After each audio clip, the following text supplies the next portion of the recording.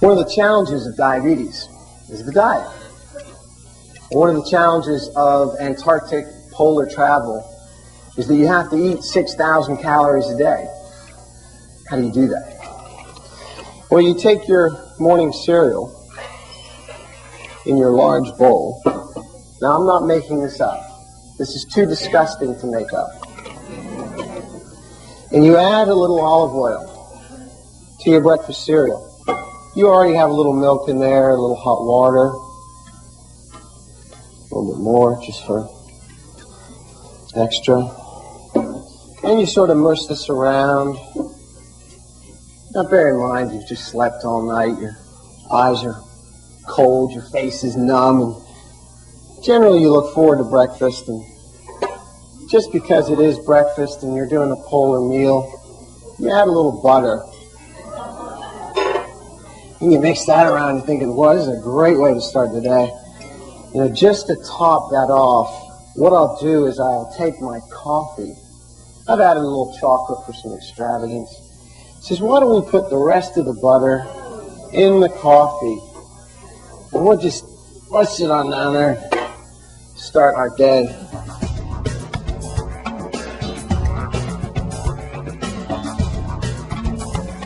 Here's another interesting story. A 35-year-old Pittsburgh man has just succeeded in walking to the South Pole.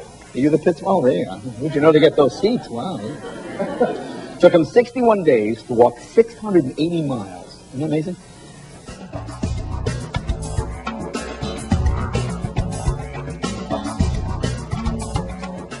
But exploration is about that. It's about setting off on a grand adventure to which you anticipate the result, but you're not really sure what it would be. And in that process and in that journey, you find out things far greater than the goal itself. And that's what exploration and discovery is about.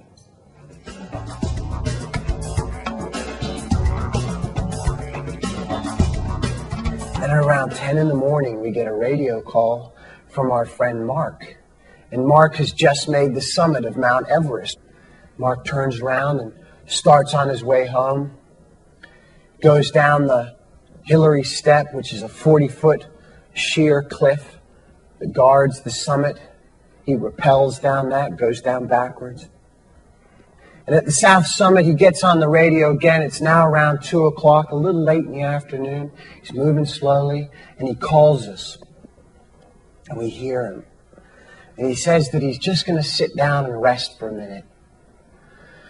And so at 28,700 feet, the height at which many airlines cruise, Mark takes a seat on the South Summit. And listen to him on the radio. What happens when you sit down at that altitude is the cold now seeps in through your climbing suit, and hypothermia starts to seduce you. We still listen to him on the radio, and now we notice that, in fact, as well as sitting down, his speech is starting to slur. This is not uncommon. We know he's exhausted. One of the first things that happens is the blood floods the brain. The lack of pressure, the brain starts to expand in the cranium, and as a natural result, blood is released in to prevent and to give a cushion. We know that blood on the brain is not a good thing. Brad and I realized during this conversation that we've gone from elation and a focus on the summit to we're listening to our friend in his last moments.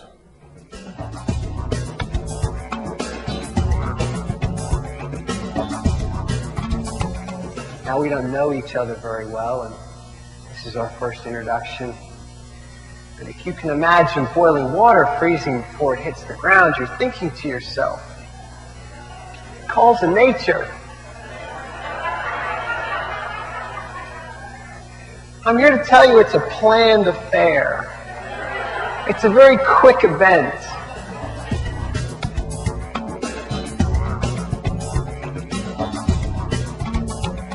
You were diagnosed at the age of 9 with type 1 diabetes. What possesses you to be a mountain climber when it is not recommended that diabetics be aggressive in physical activity?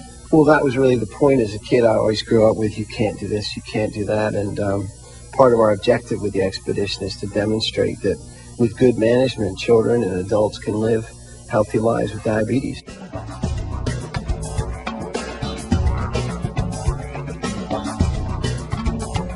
We've had some days in the past with some very stiff headwinds, which register down to about -50. So we're in a pretty volatile environment. Tell me when you first did arrive there and where you are now. We arrived about 11 days ago at Base Camp Patriot Hills.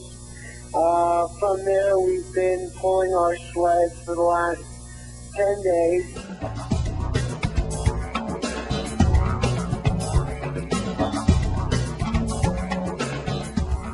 And that ultimately is what this perception is all about. Are we perceiving the right thing about our disease? Do we understand the world in which we live in well enough to make the critical decisions when we need to?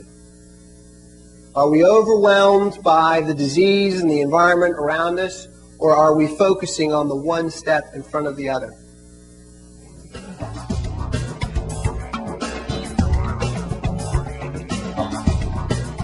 Because it actually isn't reaching the mountaintop. It's that journey, it's that process of getting there. And you might ask yourself, well, you know, you have this disease, you have a family of 6, you have a loving and supporting wife. Why are you doing these high-risk ventures? And my answer to you is the same as the answer to my children.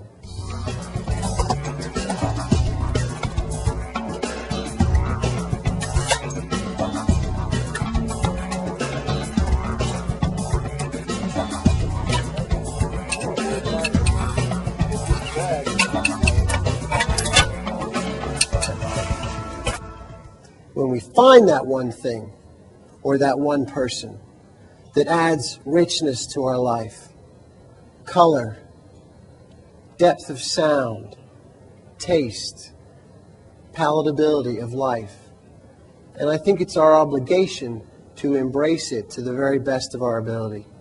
Climbing allows me to do that.